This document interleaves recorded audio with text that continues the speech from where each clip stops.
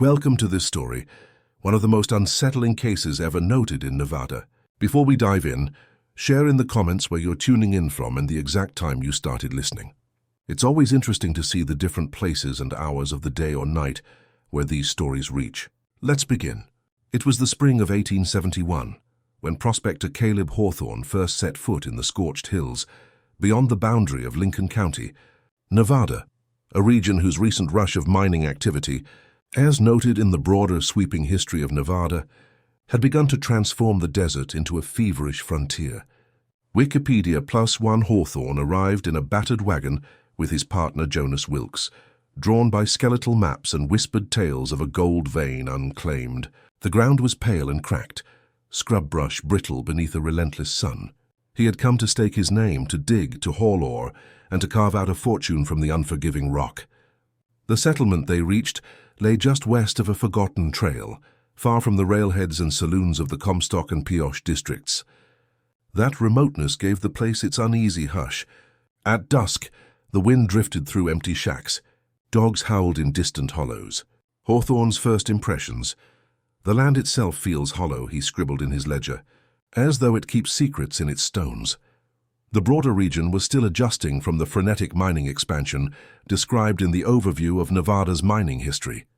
Wikipedia +1. Yet this pocket of desert seemed to exist outside even that thrill, a slower, deeper kind of isolation.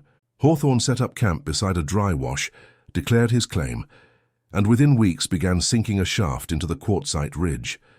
The townsfolk in the nearby hamlet of Cedar Gulch spoke of him in low tones, that new man in the hills, and though they traded supplies, they kept their distance. In his first month underground, Hawthorne uncovered a vein of telltale golden flecks, fine shards glittering in the lamplight. He dared hope, but then came the odd noises. A tapping in the rock that sounded like distant hammering when none of his crew worked, footprints in the wash at dawn, though every man signed out the night before. And around the claim shack, footprints of children, though no children lived there. The locals started muttering, "The desert remembers." Wilkes complained of dreams of voices calling his name. Hawthorne, ever the rational man, wrote off the cracks and echoes to shifting earth and wind. Yet the ledger he kept began to show discrepancies, tools missing, ore sacks opened and resealed, nights when one miner would vanish only to return at dawn with nothing to say. Then the first disappearance. A man named Arthur Grimes, hired to cart ore to Cedar Gulch, never showed up. Hawthorne dispatched a search party. They found the empty wagon beside the wash, ore sacks intact but Grimes gone. A note scrawled in chalk on the rock face read, "Pact fulfilled." Hawthorne's handwriting trembled as he transcribed the note. Wilkes refused to stay on the claim much longer and walked off one morning at sunrise, muttering something about the earth taking its due. Hawthorne was left alone. And so began the pact. More men vanished. The desert nights grew colder. Wind rattled the shafts from within. Hawthorne found disturbed soil near the shaft bottom, an unmarked grave, roughly dug, later covered again as if by the earth's own hand. He recorded it discreetly in his journal. The ledger of the region's mining activity, as referenced by the History of Nevada's Mining Boom and Decline Nevada Bureau of Mines and Geology +1, made no mention of these disappearances. They were erased by silence. In the mid-1870s, a marshal named Theodore Cullen arrived from the county seat, investigating rumors of missing men and abandoned claims. He came across Hawthorne's ledger and inquired after the phrase "deadly pact." Hawthorne, shaken, explained that the pact was with the land itself. He believed the vein exacted a price beyond labor. Cullen found the claim shack locked from within, the shaft flooded, and nothing except one flickering lantern and Hawthorne's hat. No ledger, no prospect sacks, nothing. The desert had swallowed the evidence. Cullen filed his report under Unsolved Matter, Lincoln County Hills, and moved on.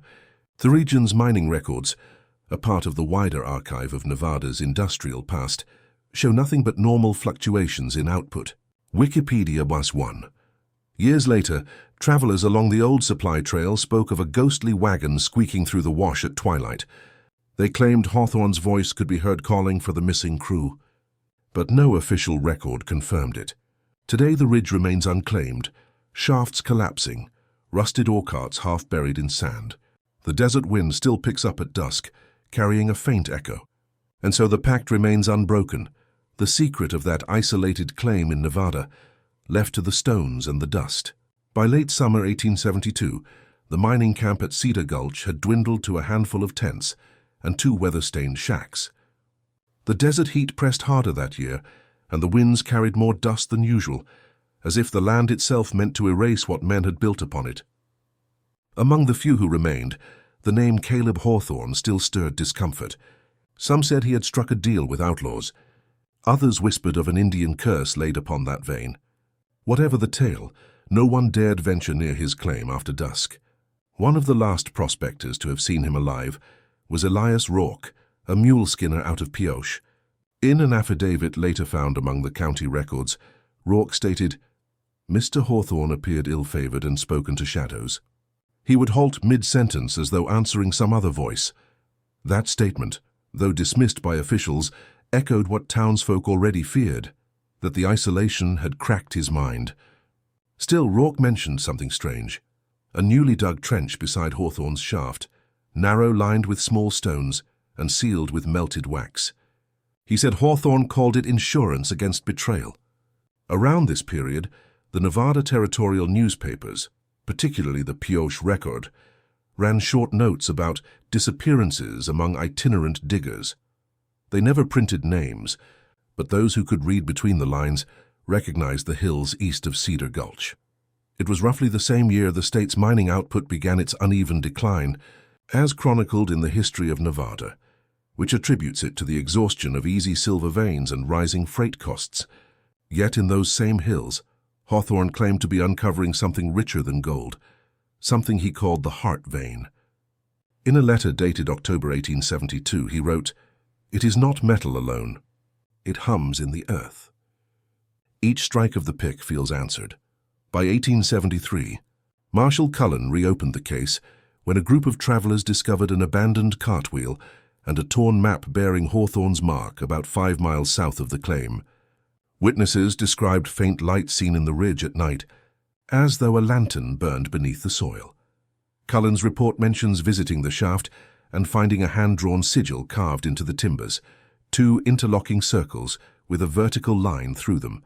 A local minister, Reverend Pike, interpreted it as an alchemical emblem for unity and sacrifice. Whether the marshal believed him is unclear, but the note remains in the surviving copies of his field book. That same winter, heavy rains collapsed several mine entrances in Lincoln County.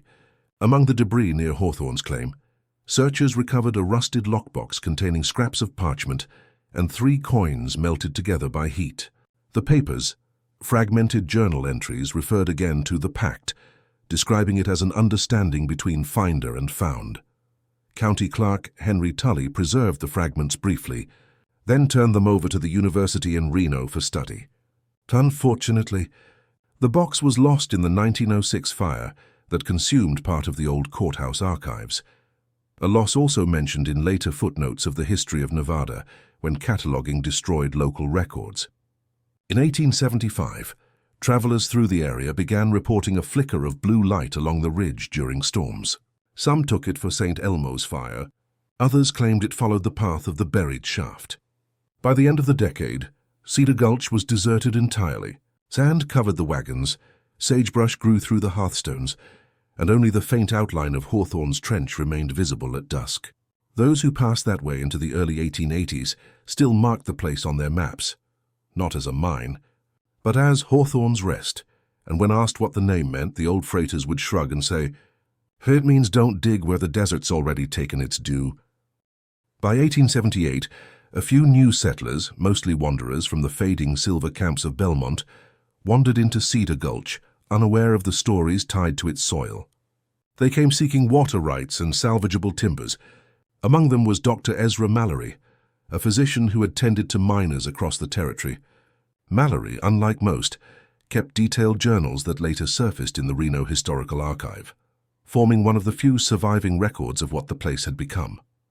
In his entry dated September 14, 1878, he described the site as eerily preserved, as though no time had passed since the shovels were dropped. He wrote of finding Hawthorne's main shaft intact, but choked with wind-blown grit, and near its mouth, a cluster of bones that he believed belonged to mules. Yet one skull, smaller and human, showed marks of scraping along the jawline. Mallory took note, but concluded it was likely an animal carcass misidentified by locals. His tone throughout was rational, professional, until his final pages, where he confessed unease about the sound that came from below the shaft, a steady, hollow rhythm like a slow heartbeat beneath the sand. Mallory's journals briefly mention reading county notes and mining ledgers, confirming that Caleb Hawthorne's claim had never been officially closed. In bureaucratic terms, the mine still existed, an open title with no recorded death or reassignment. According to the history of Nevada, such oversights were common during the volatile post-rush years, when dozens of claims fell into limbo as miners fled, died, or vanished. Yet this particular oversight gave rise to endless rumor. Locals believed that as long as the title remained active, Hawthorne's agreement, whatever it was, remained in effect. By the early 1880s, the tale of the Prospector's Pact had turned into frontier folklore. Miners passing through the Pahranagat Valley claimed that those who dug near Cedar Gulch lost tools overnight or woke to find their mules dead from fright. One man swore he heard a tapping echo under his bedroll. The Ely Courier published a short column titled "Cursed Ground in the Gulch," calling it a case where the living mine, the patience of the dead. Though dismissed by scientists, the phrasing lingered in campfire retellings for decades. Marshall Cullen, now older and half-blind, revisited his old notes in 1882. His private correspondence, preserved by his daughter and quoted in a 1910 university paper, speaks of lingering guilt. Had we dug deeper, perhaps we'd have found him, or something worse. The soil there is not right, that letter, cross-referenced in later state records and again in summaries of Nevada's law enforcement archives, represents the last confirmed mention of Cullen before his death. Meanwhile, settlers continued to vanish on the trail between Pioche and the ridge.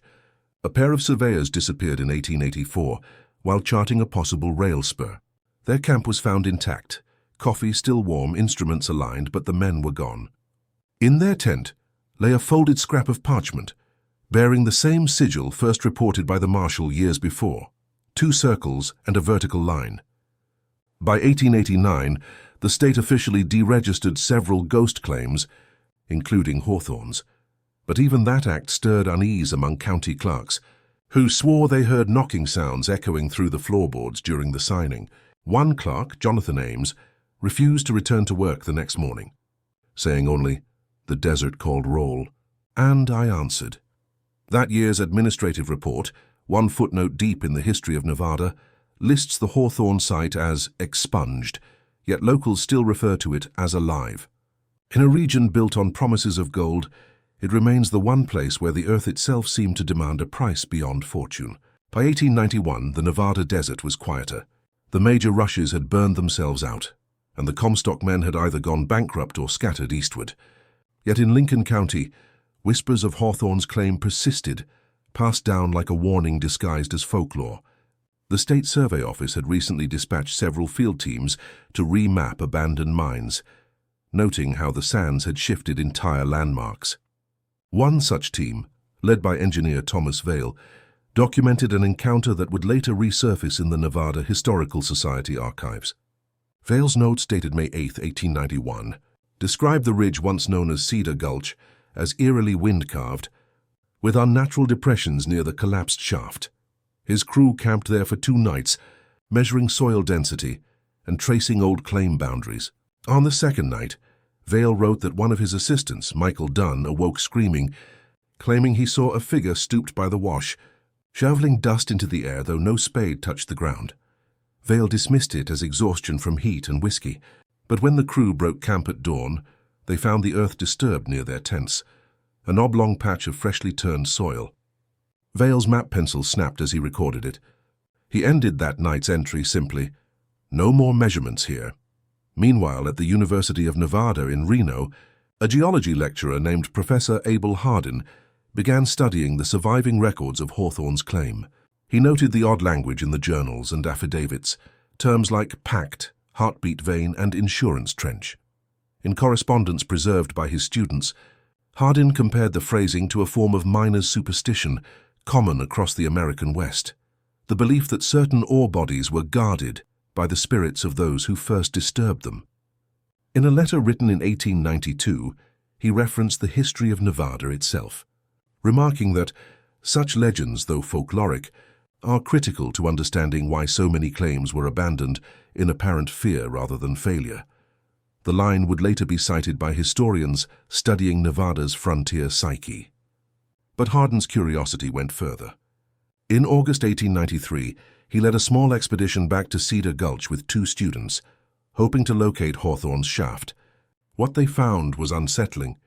Beneath the sand lay a partial timber structure, half collapsed, the interior lined with blackened boards as if scorched from within. One student, Peter LaSalle, later testified that faint tapping sounds rose from below when they lifted a beam. It was not echo, he insisted. It was reply. The professor's own field note stopped abruptly that day, ending with a single phrase, "The Pact breathes." The 3 men returned to Reno shaken. Within weeks, LaSalle fell ill and was admitted to the infirmary, muttering of shifting light under the skin. Hardin attempted to present his findings before the State Survey Board, but his lecture was cut short after he reportedly fainted mid-sentence. A letter written by his colleague later suggested that Hardin had become obsessed with the missing portions of Hawthorne's ledger, claiming they contained measurements of sound rather than ore. When Hardin died suddenly in 1895, heart failure, aged 41, his papers vanished from his office overnight. The janitor swore he'd seen 2 men in mining coats leaving the university basement before dawn. The History of Nevada, in its later editions, refers briefly to a series of unexplained incidents connected with early mining expeditions near Lincoln County. It attributes them to dehydration and exhaustion, nothing more. Yet those who reviewed Hardin's field sketches noticed one detail consistent through all his drawings: 2 interlocked circles and a vertical line, carved not in rock, but drawn in the margins of every page. The State Survey eventually sealed the Cedar Gulch area from exploration, citing structural danger and unstable terrain. Officially, the mine was forgotten. Unofficially, the locals said the desert had reclaimed what was promised. By the mid-1890s, Cedar Gulch had faded from maps but not from conversation. Railway crews passing through the southern Nevada flats told of a strange magnetic pull near the old ridge, compasses twitching, mules refusing to cross. Some blamed hidden ore veins rich in iron, others something less tangible. The area's reputation had grown so notorious that freight companies began marking it simply as dead ground. A brief mention of these accounts appears in the History of Nevada, in the section documenting the decline of the Lincoln County mining corridor. The article notes a superstition among surviving miners that certain desert shafts were best left unopened. It doesn't name Hawthorne's claim directly, yet those familiar with the lore understood what it referred to.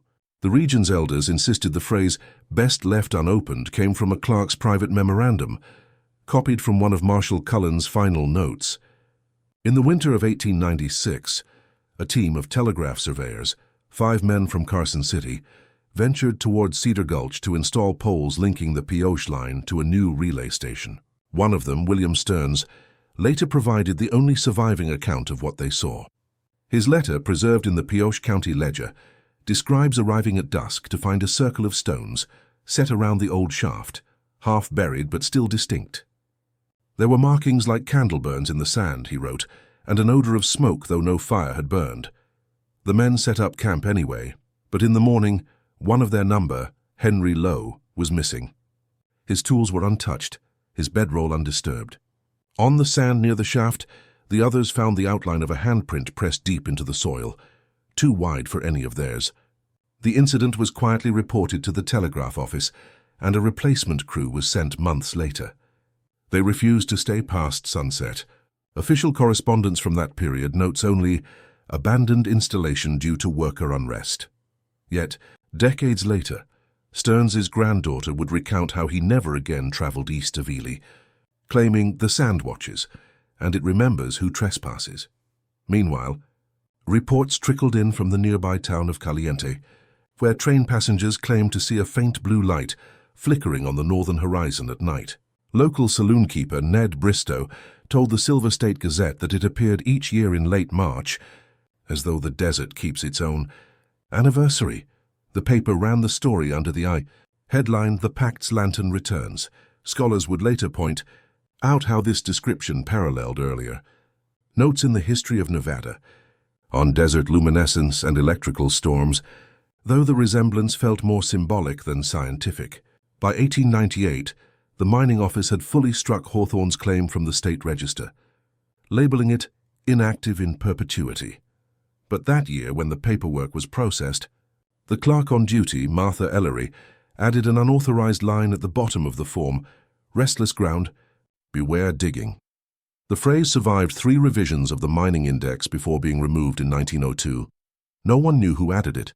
Ellery died within months of filing it, reportedly of pneumonia, though her colleagues spoke of sudden trembling fits whenever thunder rolled through town. In the final decade of the century, the ridge settled once more into silence. Travelers rarely ventured near, save for a few curious souls who claimed to hear hollow knocking at night. The air there seemed thicker, like sand suspended in time, and somewhere beneath that ancient wash, beneath the melted coins and blackened timbers, something of Hawthorne's Pact remained buried, not forgotten, only waiting. By 1901, Nevada was entering another cycle of renewal. Gold had been rediscovered in Tonopah, and with that came a new wave of prospectors, reporters, and opportunists eager to revisit old tales. Among them was Charles Merton, a journalist for the Carson Herald, known for his fascination with lost mines and death-ground legends.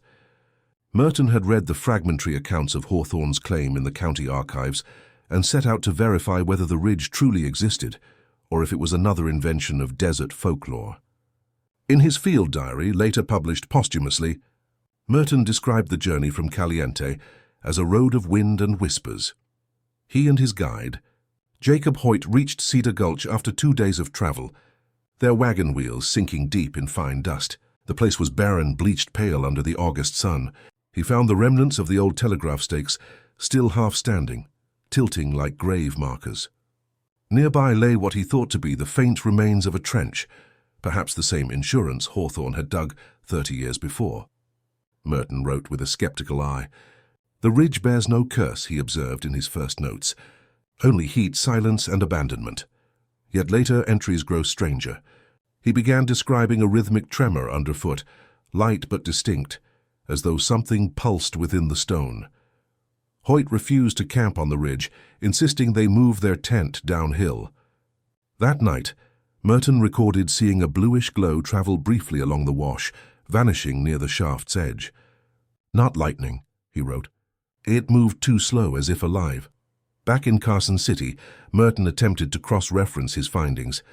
He consulted the history of Nevada again, noting its section on unexplained frontier phenomena, how miners often attributed methane flares or static discharges to superstition. He cited it to support his conclusion: natural cause or otherwise, the desert remembers. His editor, unimpressed, refused to print the story. The article sat unpublished until decades later, when a researcher found it folded into an envelope labeled "The Pact, keep sealed." Around the same period, the Nevada Geological Survey issued new maps of the southern counties. On one sheet from 1903, Cedar Gulch appears faintly marked in pencil, annotated "unstable strata, no excavation advised." That small notation, likely added by a field technician, was enough to keep prospectors away for another generation. Still, the legends persisted. Local accounts from Caliente tell of 2 ranch hands who ventured near the ridge in 1904, searching for quartz samples.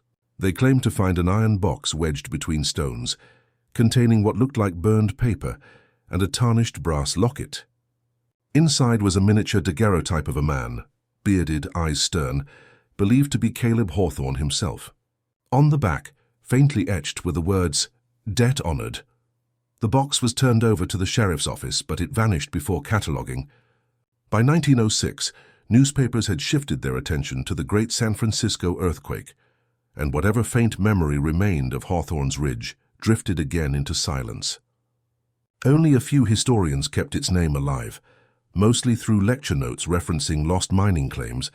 One, Professor Walter Gaines, later remarked that stories like this were the true ore of Nevada's past, dark, heavy, and unwilling to yield under scrutiny.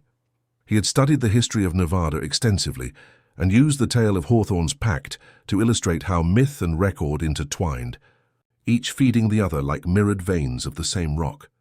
Still, for all their scholarship, none dared to return to Cedar Gulch. The maps showed sand, the records showed nothing, and yet, as travelers said, if you struck the ground with your boot at dusk, you could sometimes feel it answer. By 1908, only the most stubborn wanderers spoke of Cedar Gulch. Freight lines bypassed it entirely, and newer settlements, Goldfield, Rhyolite, Tonopah, had seized the public's hunger for fortune. Yet a few frontier scholars following the trail of missing ledgers kept circling back to the same question. What became of Hawthorne's records? Among them was Eleanor Voss, a librarian from the fledgling Nevada State University in Reno, whose meticulous correspondence now lies preserved in the Special Collections Archive. Voss had been cataloging early mining documents when she encountered 3 water-stained pages labeled C. Hawthorne Private Ledger. The handwriting was tight, formal, and oddly methodical. Each page listed weights, mineral contents, and short-coded remarks, then abruptly shifted to phrases like payment made and depth adjusted. In the margin of one sheet appeared the familiar sigil, 2 circles crossed by a single line.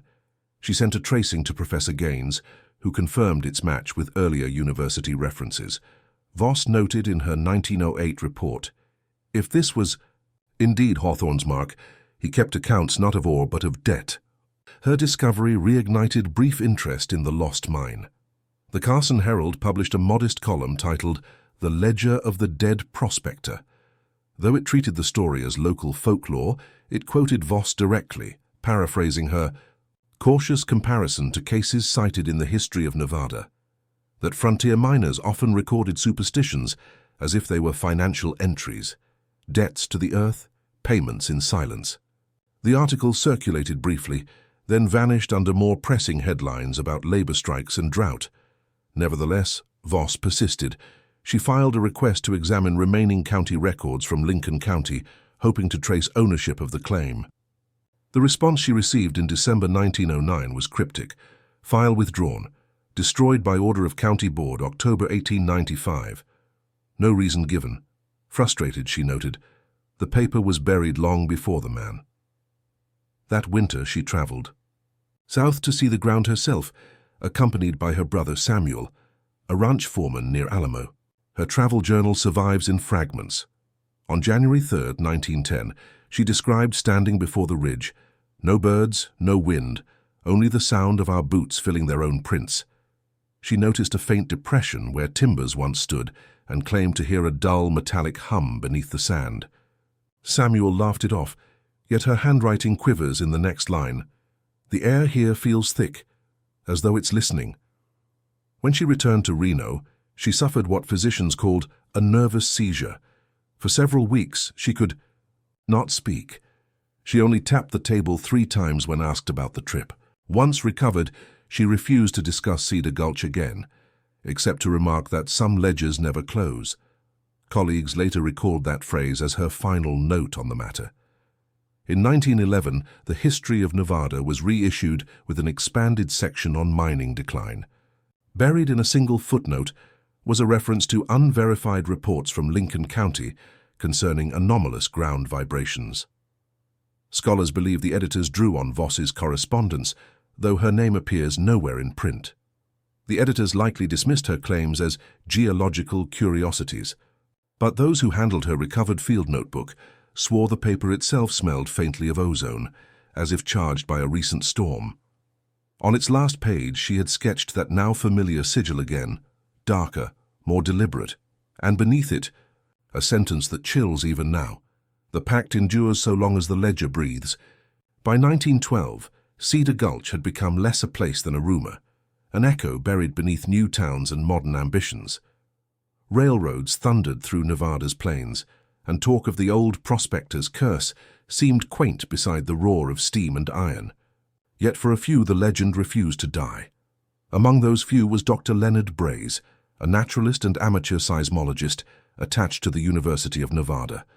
Brays had heard whispers of strange ground vibrations reported decades earlier, entries that, he later wrote, aligned too neatly to dismiss.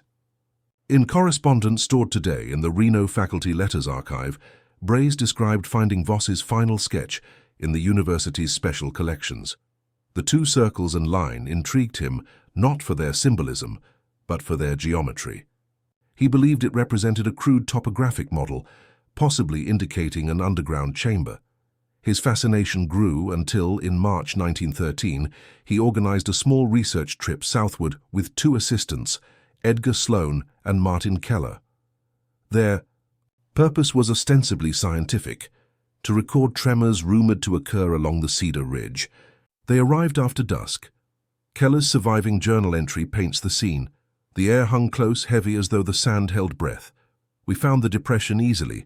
It looked no different from any other pit, yet the horses refused to go near.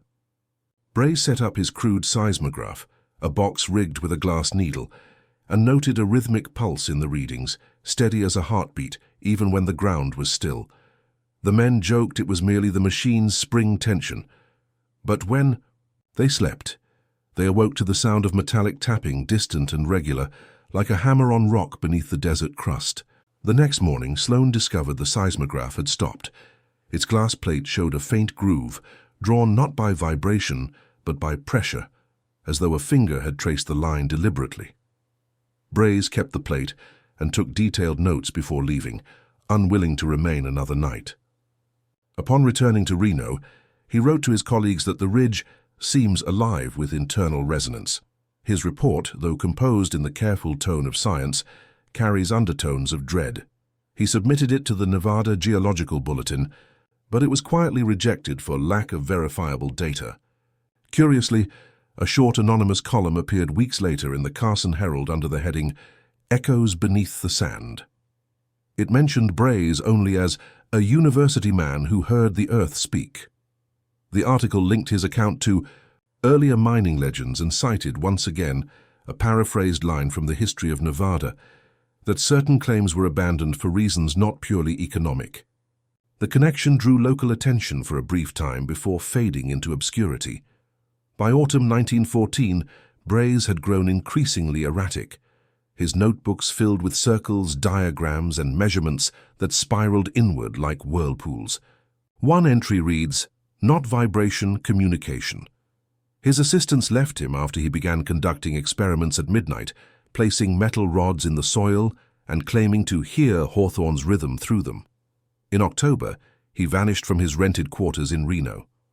The landlady reported hearing knocks on the floorboards the night before. Weeks later, a rancher near Caliente discovered an abandoned wagon half buried in sand along the route to the old ridge. Inside were several notebooks, the damaged seismograph, and Brays's hat. The wagon's wheels were arranged in a perfect circle. The county report filed that Winter noted the event as missing person, presumed deceased. But in the margin of that same record, another hand had written a brief remark, perhaps by a clerk with a sense of irony or fear. Ledger still open. And so the desert added another name to its silent account, another debt written into sand. Those who traveled past the ridge that winter said the wind carried a faint rhythm, steady as breathing, neither storm nor echo, but something older, waiting beneath the dust. By early 1915, the official disappearance of Dr. Leonard Brays had barely made the state press, buried under wartime headlines from Europe. Yet in Nevada's smaller towns, the ones that still lived by rumor and memory, his name became shorthand for obsession.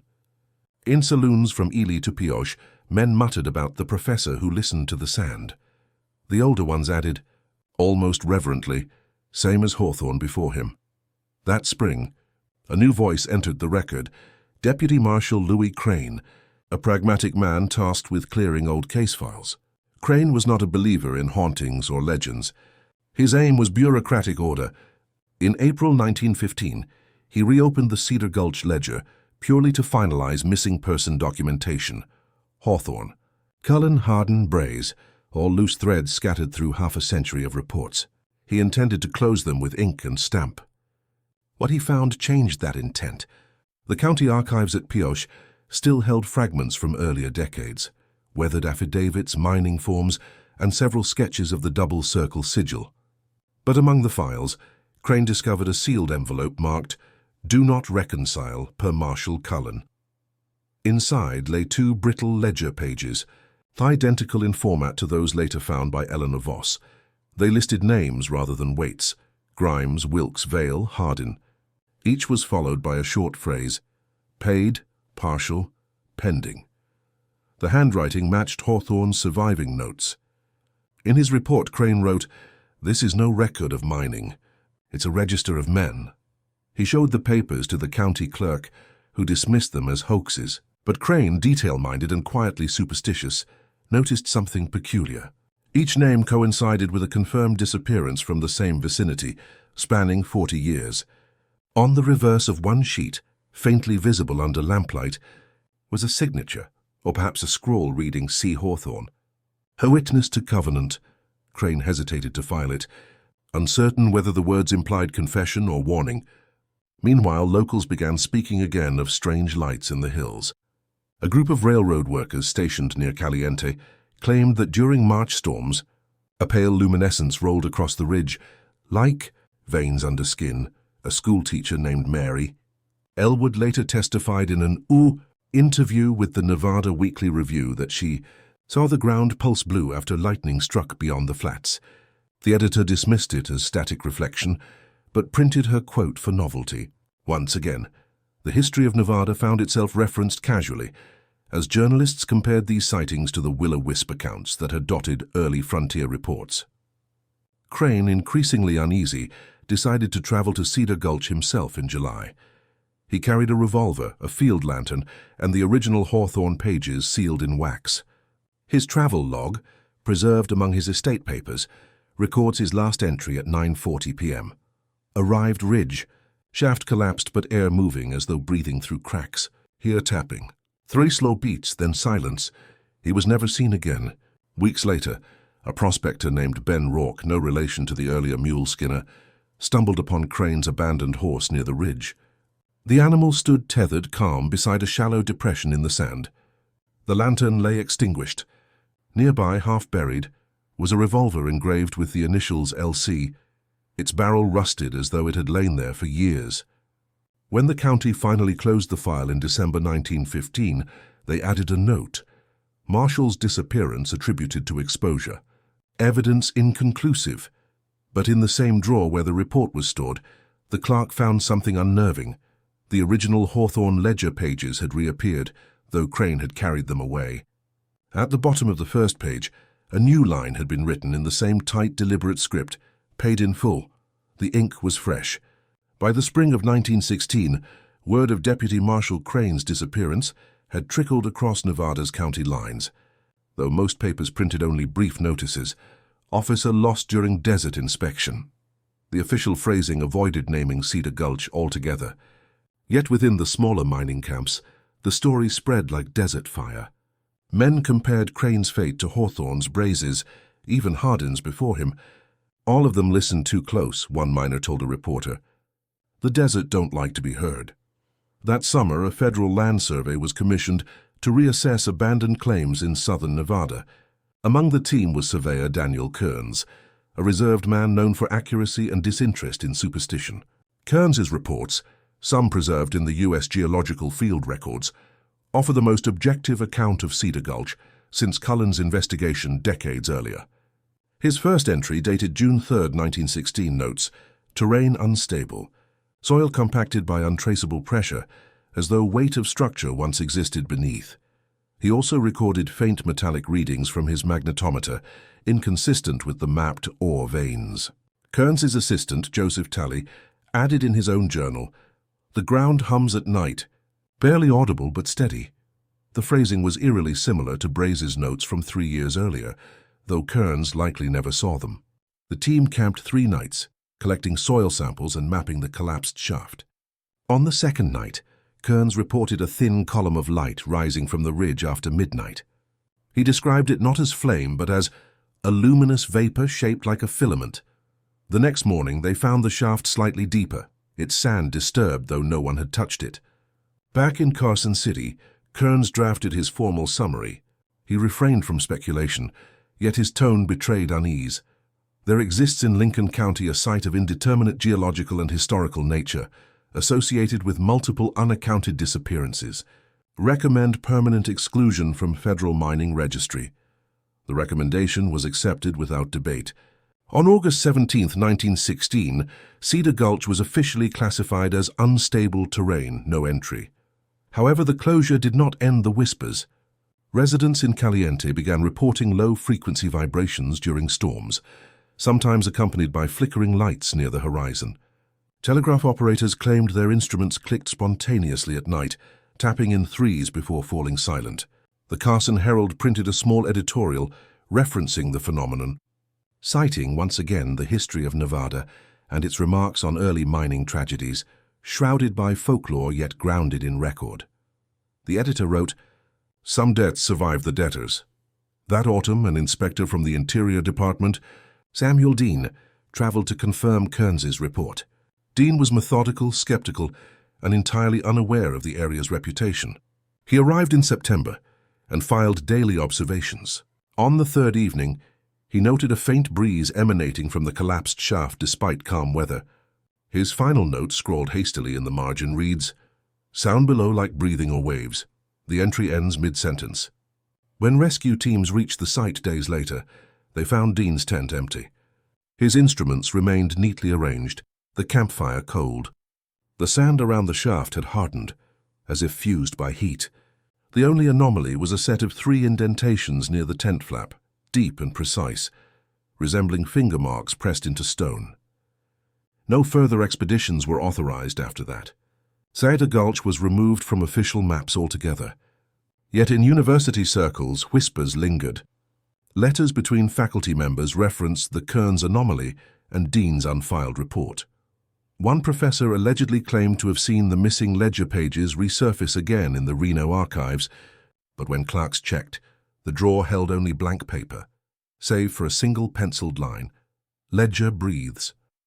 By year's end, a drought swept the county, and sandstorms buried what little remained of the trail to the ridge. Locals said the desert was sealing its wound.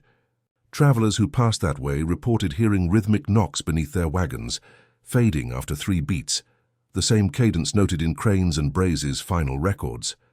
Whatever had begun in 1871 had not ended. It had only settled deeper, waiting beneath layers of sand and silence. By early 1917, Cedar Gulch had become a forbidden mark on survey maps, an empty quadrant labeled only "Restricted Zone." The war overseas consumed national attention, and few beyond Nevada's borders remembered the vanished miners and scientists who had walked into that dust. Yet in the state itself, among clerks, professors, and surveyors, the story endured like a quiet fever. That February, Professor Walter Gaines, now aging and frail, received a parcel at his Reno office with no return address. Inside lay 3 folded pages, brittle and darkened with time. They appeared to be sections of the original Hawthorne ledger, though the ink differed. Newer, sharper, written perhaps within the last decade. The handwriting, however, was unmistakable. The same tight, measured strokes that Gaines had studied years earlier when reviewing Voss's findings. The pages contained a continuation of the same grim ledger, but now each entry was dated, beginning with 1871 and ending with 1916. The final name listed was S. Dean, paid. Gaines was no sensationalist. In letters preserved in the University Archive Correspondence Series, he wrote cautiously, suggesting that the ledger might have been forged to perpetuate the legend. Yet even he admitted the material matched the paper used by territorial recorders in the 1870s. If imitation, he noted, it is perfect to the fiber. One paragraph, nearly illegible, contained the phrase 3 beats keep covenant. Gaines underlined it twice. Within weeks of receiving the parcel, he began suffering fainting spells and confusion. Students later testified that he'd paced the lecture hall muttering numbers under his breath. 3. 3, 3. When asked, he only replied, "That's the rhythm the desert keeps." In April, he retired from teaching and withdrew to his home in Carson City, where he continued writing letters to former colleagues warning them not to study the ledger further.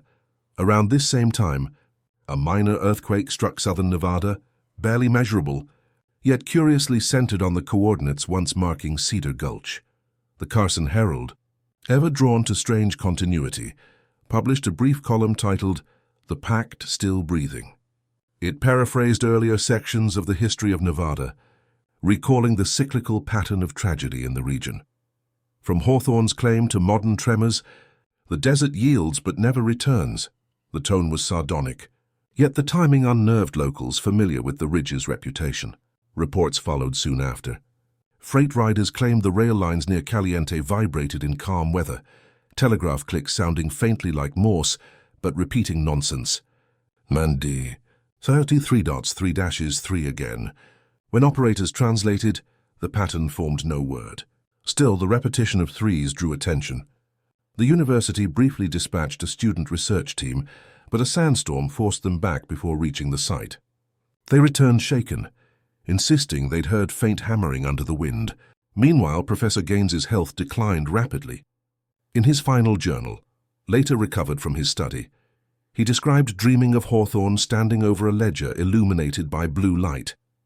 "Each name burns," he wrote, "and when the ink dries, the ground exhales." His last entry, dated May 7, 1917, reads simply, "3 strikes, the ledger closes." That night, neighbors reported hearing loud knocks from his home shortly before dawn. When they entered, Gaines was dead at his desk. The coroner ruled heart failure, but among his papers was a small envelope sealed in wax, labeled "Return to the Ridge." Inside was a trace of sand, fine, pale, and faintly metallic to the touch. In the official academic obituary, the history of Nevada received one final paraphrased mention, describing Gaines as a man devoted to preserving the record of Nevada's earliest frontiers. No reference was made to the ledger, the tremors, or Cedar Gulch, but among his students, the whisper persisted. He didn't die of the heart. He died when it stopped beating with the earth. The summer of 1917 arrived blistering and dry. Across Nevada, crops withered. Rail ties cracked under the sun, and the war drained every young hand from the desert towns. Only a few record keepers and freight riders remained, stubborn witnesses to what the state had become. Among them was Reverend Amos Pike, Jr., the son of the minister, who had once interpreted Hawthorne's strange sigil as unity and sacrifice. Pike, Jr., now a weary preacher, traveling the mining corridor, began writing a series of reflections later compiled as Notes from the Barren. Parishes, in those pages filed decades later, into the Nevada Oral Traditions collection. He mentioned stopping near Caliente in August of that year. "The desert," he wrote, "feels heavy with memory. Every gust carries the size of work left unfinished." The townsfolk spoke little of Cedar Gulch, though one elderly rancher told him that, after each dust storm, new stones pushed to the surface, like the ground's trying to cough something up. Pike, curious, rode out at dawn to see for himself. What he found was a ridge half swallowed by drifts, yet unmistakably scarred by collapse. The surface appeared fused, smooth as glass in places, blistered in others. He dismounted, removed his hat, and prayed. Then, according to his journal, he heard a faint knocking beneath his feet. 3 slow strikes that vibrated through his boots. Not thunder, he wrote, for the sky was clear. Terrified, he left immediately. That evening, he preached in Caliente about the dangers of greed and the folly of speaking bargains into the earth. The next morning, Pike found a folded slip of paper under the church door. It bore no signature, only the now familiar twin circles and line drawn in soot.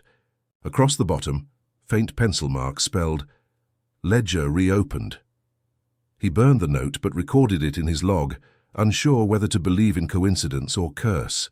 His entries grow increasingly unsettled after that. 1 week later, he claimed to see blue light flickering across the desert horizon, as though the stars had sunk beneath the sand. When questioned years later, he admitted the glow could have been heat lightning, but added, "If it was, the heavens struck from below." That same month, officials in Carson City received an anonymous delivery, an iron lockbox containing fragments of the missing ledger and a single coin melted into the lid. The box, according to inventory slips, was forwarded to the State Historical Committee for examination. But when a clerk attempted to open it, the latch refused to budge despite visible rust. The box was placed in storage under the heading Unclassified Artifact, Lincoln County. Its current whereabouts remain unknown. As autumn approached, Pike returned north, leaving behind his congregation and most of his notes.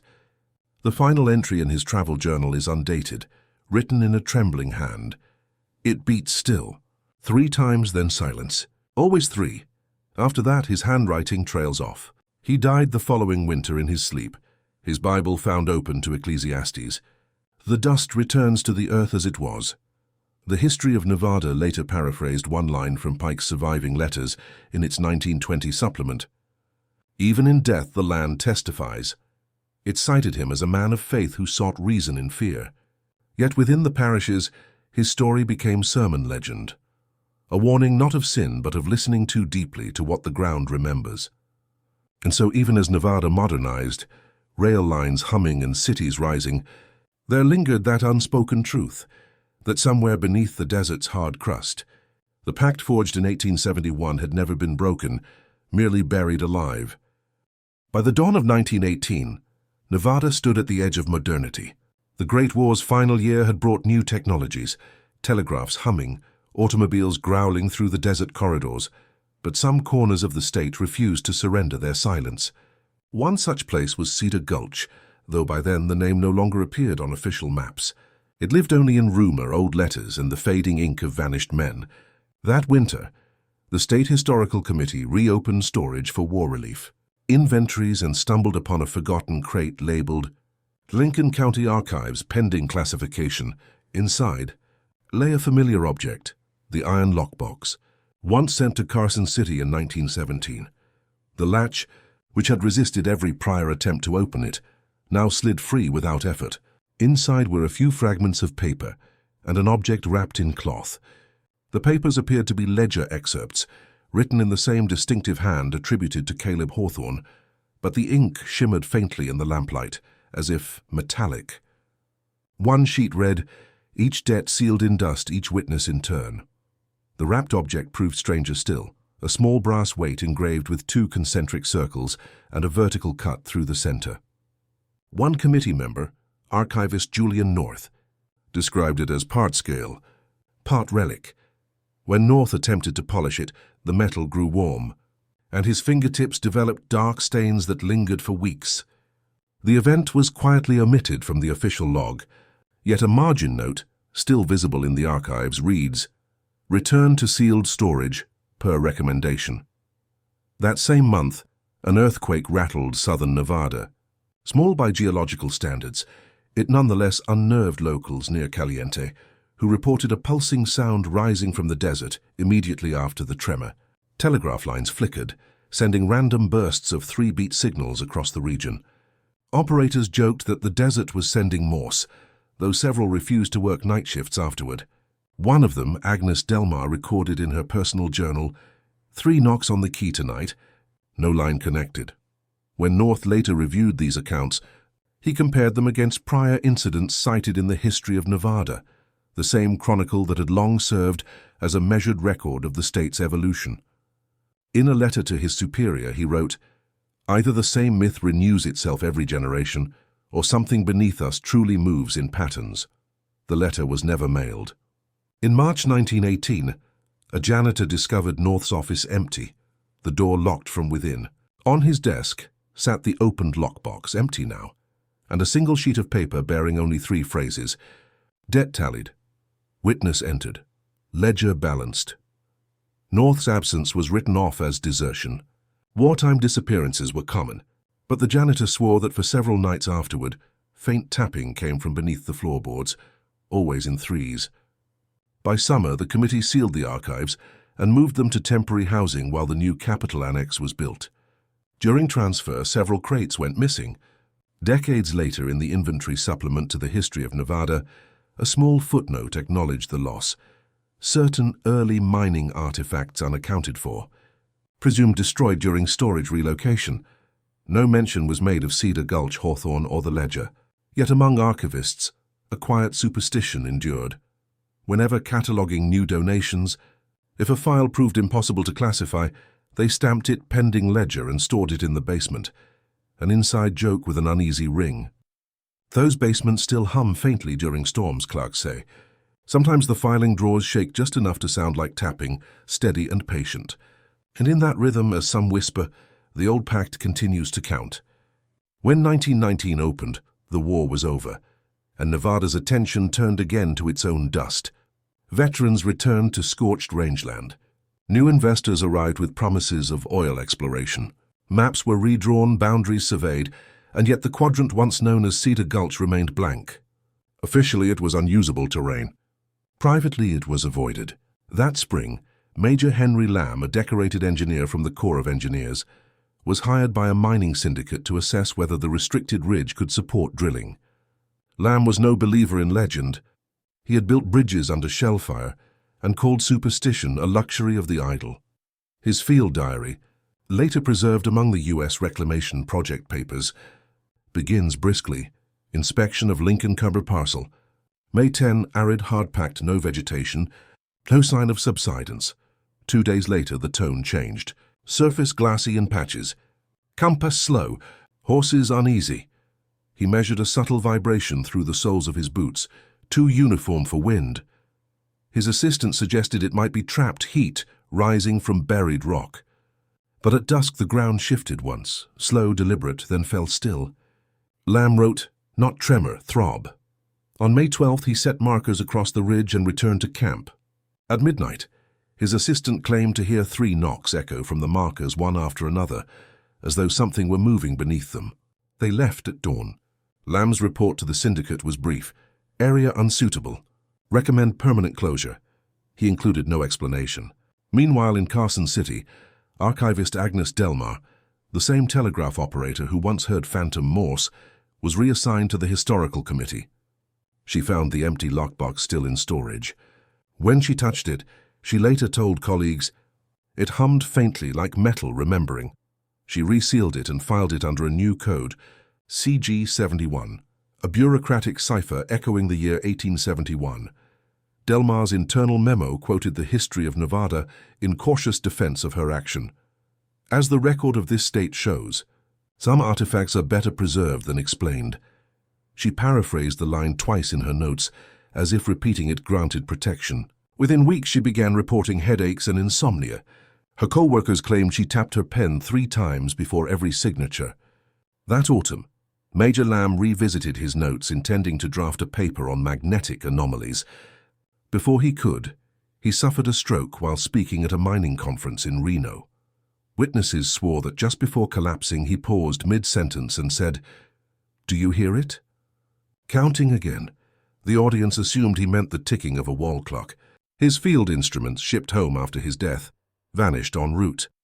A freight clerk recorded that the crate's label had been changed from mining survey equipment to private ledger materials, though no one admitted authorizing the edit. By winter 1919, Cedar Gulch was once more buried under drifting sand.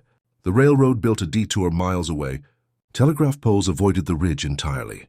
Yet passengers on night trains claimed they sometimes saw 3 blue sparks leap between wires as they passed the sector. Brief, rhythmic, and strangely timed, like the pulse of a machine older than any rail. The History of Nevada, revised again in 1920, closed its mining section with a single understated line. Some ground yields more than ore. It yields remembrance. Those who knew the reference never spoke it aloud. By 1920, Nevada had begun to change its face. Concrete roads stretched where wagon ruts once sank, and towns like Ely and Tonopah hummed with early electric lines. But modernization could not erase what lay beneath. To the older locals, Cedar Gulch remained the desert's closed mouth. Never mentioned, always remembered. That winter, the Nevada Geological Institute received a federal grant to reassess mineral potential across decommissioned land. The project's youngest field geologist, Clara Whitmore, was assigned the quadrant once labeled unstable terrain. She was 26, newly graduated from Berkeley, practical and fearless. In a letter to her mentor, preserved in the Whitmore family collection, she wrote, "There's nothing here but wind and rumor. I'll have it mapped within a week." Whitmore arrived on January 8, 1920, accompanied by a single guide, Eli Parsons, a retired freight driver who had once hauled ore through the region. His memory was poor, but when she mentioned the name Hawthorne, he went silent.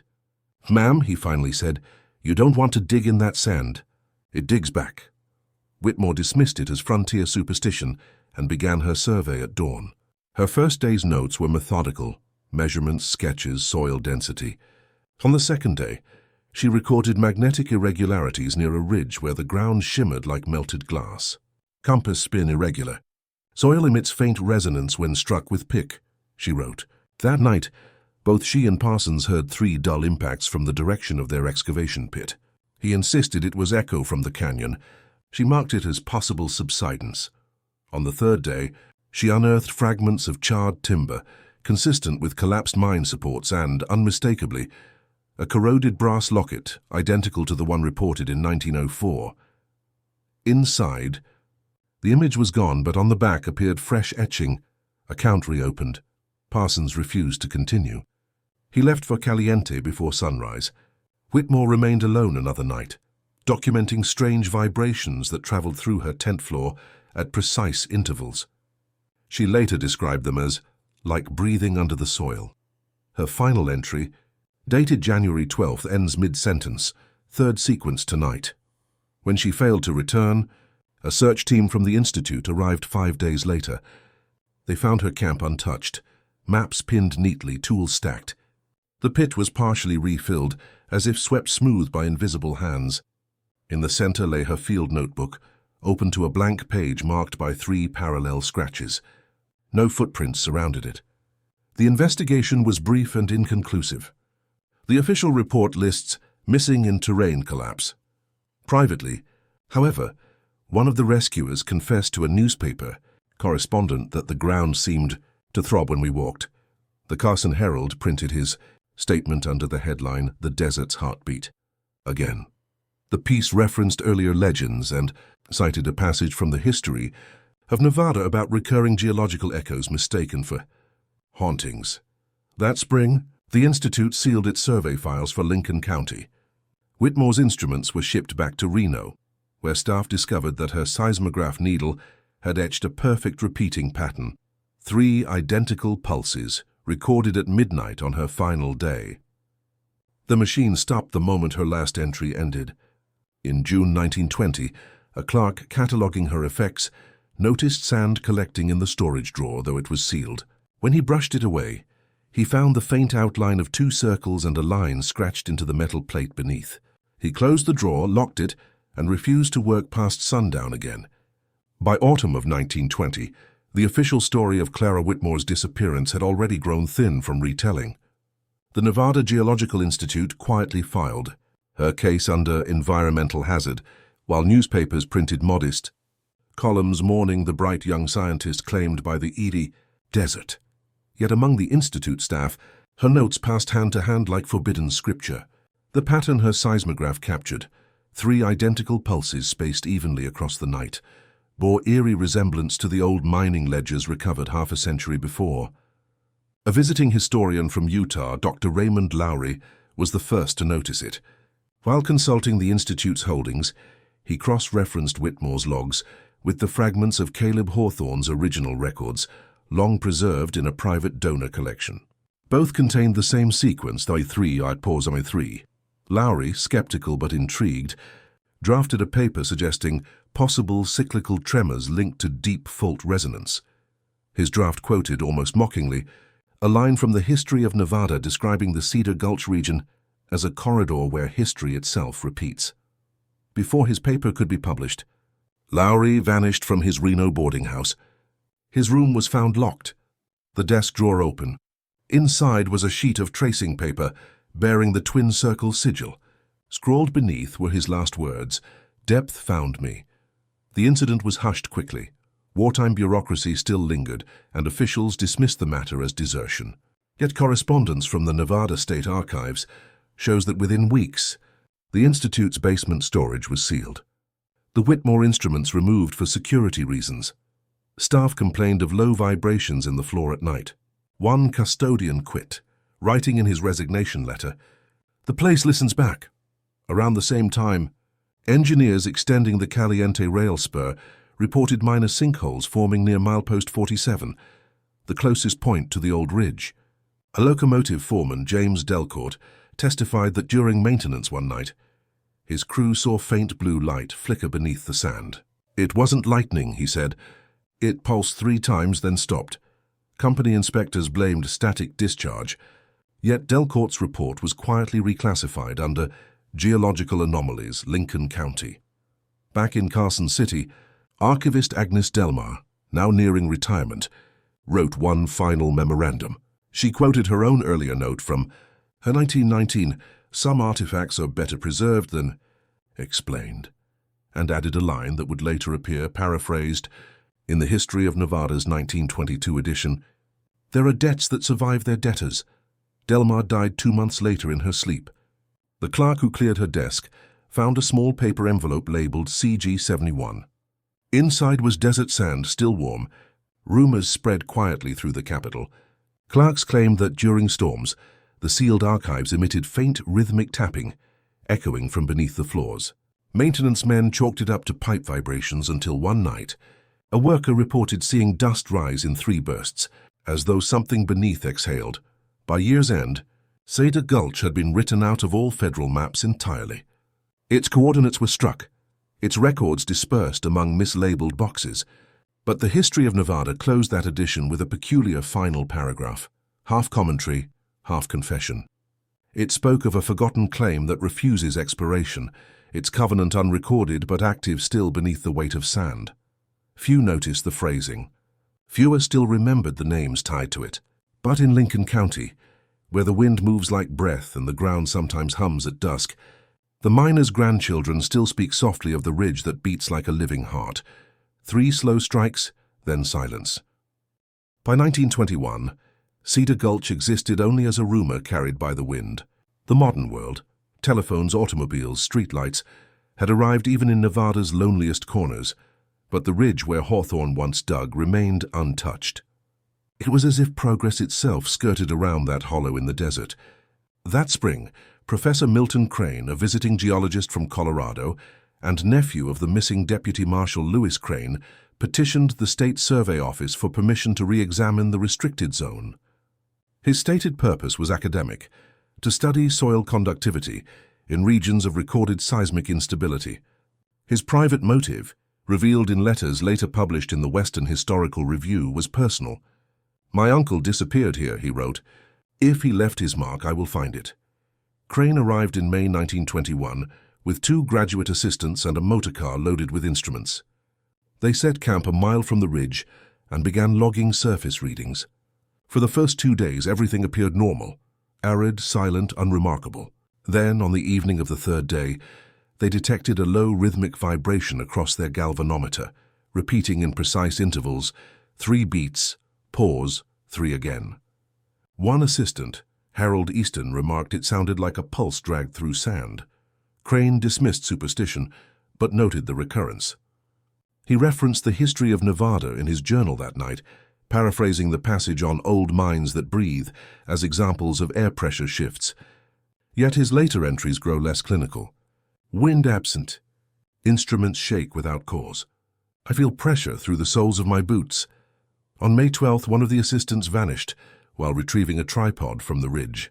The remaining men found his tracks ending abruptly in the middle of a hard-packed patch of ground. No sign of struggle, no sinkhole. Crane marked the spot with a survey flag and ordered an immediate departure. But before they could leave, a sandstorm rose from nowhere, swallowing the ridge in a wall of grit. They waited through the night, hearing faint metallic tapping against the tent poles, steady and deliberate. When dawn came, the storm was gone, and so was the flag. In its place lay a single object, a brass weight, tarnished yet identical to the one recorded by archivists years before, its engraved circles filled now with fine desert dust. Crane retrieved it with gloved hands. "The air grew warm," he wrote. "Smelled like iron." He returned to Reno and presented his findings to the university board, only to have them dismissed as unsubstantiated folklore. The brass weight was catalogued, then misplaced. Within weeks, Crane resigned his post and disappeared south, reportedly to finish the ledger my uncle began. A letter mailed from Caliente shortly before he vanished contained only one line: "It's not the gold they guard, it's the count." Later that year, the History of Nevada added a small correction in its appendix. Cedar Gulch once thought untraceable, confirmed by independent surveyor M. Crane. 1921, no elaboration followed. But archivists noticed something else. On the printing proofs, 3 faint dots had appeared under the paragraph. The compositor swore he hadn't placed them.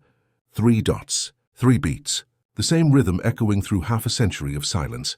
And so, even as Nevada stepped forward into the modern age, the ledger's unseen hand still tallied in the dust, slow, patient, and precise. By winter of 1921, Nevada's landscape stood altered by war, drought, and industry, yet the desert beyond Lincoln County remained untouched, as though the winds themselves refused to erase it completely. The last official mention of Cedar Gulch appeared not in government papers or geological ledgers, but in a small personal diary found decades later among the estate of a railway signalman, Thomas Weller. Weller's diary begins plainly, recounting his maintenance route between Caliente and the Southern Spur. But on December 17th, he noted something peculiar. Line flickered thrice tonight. No storm, no traffic. Lights blew faint, rhythmic. He tapped his telegraph key to test the circuit. It replied. 3 dashes, 3 dots, 3 dashes again. The pattern repeated once, then stopped. Weller wrote, "Old-timers called this the ridge talking." Maybe they were right. 2 days later, he rode out to inspect the segment nearest the old restricted zone. What he found echoed a half-century of vanished voices. The ridge lay barren, the sand hardened like fired clay.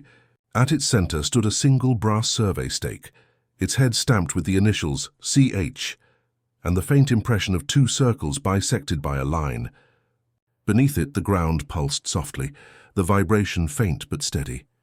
Weller retreated, unnerved, yet before leaving, he placed his notebook beside the stake and whispered a line he later confessed in his diary. "If the count is due, let it be mine." That evening, a train engineer reported seeing a pale column of light rise from the flats, brief, silent, and perfectly vertical. It faded after 3 pulses. Weller was never seen again. The next morning, his telegraph station sent a single automated signal at 4:13 a.m. 3 clicks, spaced evenly apart. No operator was on duty. The history of Nevada, reprinted one final time before 1922's archival consolidation, closed with a curiously reflective paragraph in its mining chapter. It spoke of unclaimed debts in the earth, signed in sweat and sealed in dust, a passage most readers took for poetic flourish. But archivists noticed the text contained a subtle echo. Every 3rd line began with the letter C, a quiet signature of Caleb Hawthorne woven into the layout itself. Whether typesetter's accident or deliberate nod, no one ever determined. In later years, professors and folklorists tried to reconcile the myth. Some called it an allegory for the greed that defined the frontier. Others, a fable born from sunstroke and shifting soil. But the locals of Lincoln County, descendants of miners and freighters, told it differently. They said that each generation owed the desert one listener, someone drawn by curiosity to hear what still moved beneath the ridge. And sometimes, when storms pass low across the basin, travelers swear the ground hums faintly, as if an unseen ledger still keeps its count, 3 steady beats beneath the wheels of their cars. The maps mark nothing there now, only open desert stretching toward the horizon, yet the wind still carries a pulse through the sand, measured and patient, the same rhythm that began in 1871 with a prospector's promise whispered into stone.